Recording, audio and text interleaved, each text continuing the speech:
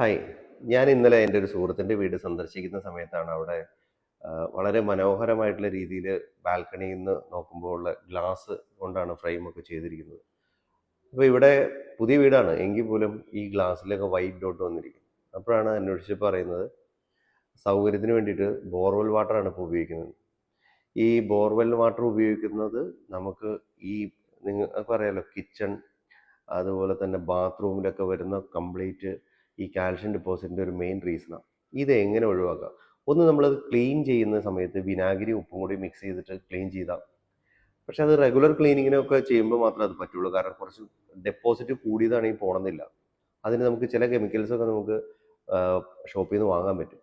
പക്ഷേ ഇത് വരാതിരിക്കാനുള്ള ഒരു മെത്തേഡ് ഫിൽറ്റേഴ്സ് യൂസ് ചെയ്യാന്നുള്ളതാണ്.